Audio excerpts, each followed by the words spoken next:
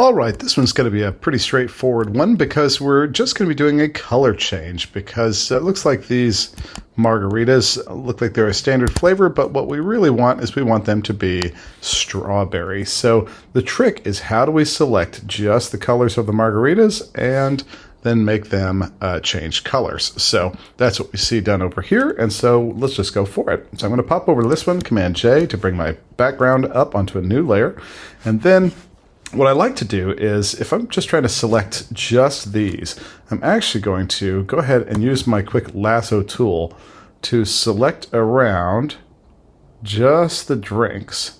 And the reason I'm doing that is because there's lots of other things in this image that are a similar color. Her hair is a similar color, her hair is a similar color, and so in this case, if we just tried to select a color range, it's going to be selecting all of them. But if I take just this and I Shift Command J to jump it up to a new layer, now I have a layer that only has those drinks in it. Now that's going to be helpful. So now with this selected, I'm going to come in and go to Select Color Range. So Select Color Range is then going to bring up this little sampled colors, and we can adjust our fuzziness or our range here. But in this case, what I'm going to do is I'm going to click and I'm going to drag across this. And you see when I do click and I drag across, it's trying to grab just that color. So if I hold down the Shift key, you see it's going to add colors to it. So I can actually sit and click and drag across this, and you'll see it's not selecting their head, it's only selecting on this layer. So I'm holding down the Shift key, making sure I get all of those little shades and hues. And let's go ahead and get this one. And I'm just kind of dragging around with the Shift key held down to be able to make sure I get all of those shades of yellow selected. And once it looks like I've got that, it's looking pretty good.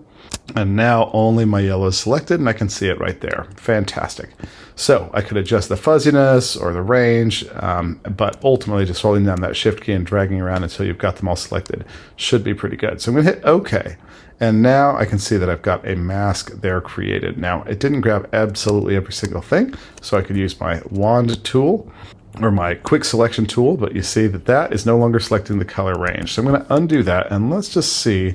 I might still need to select color range one more time, and let's zoom in just a little bit here. And I'm going to hold that Shift key down and grab all those other remaining colors. So let's go ahead and Shift, click, and drag these again. Maybe make that fuzziness a little bit higher so that we can grab some of these other little colors in the middle.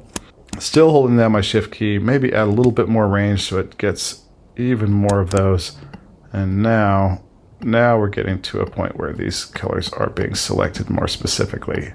Good. All right, so now with that selected, I can see that there's some that I don't quite want, but I think this is probably going to be enough. Let's go ahead and hit OK. And now with that selection made, I'm going to come down to my adjustment layer and do a hue/saturation.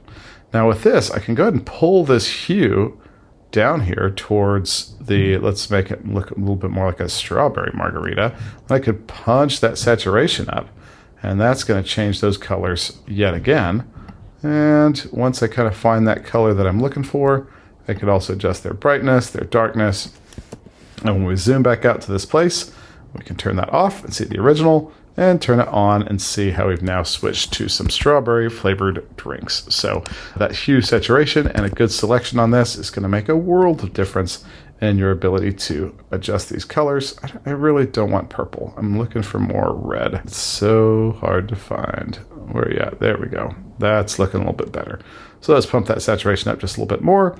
And now we're getting to where we have the look and the color that we want. So we've gone from this to this.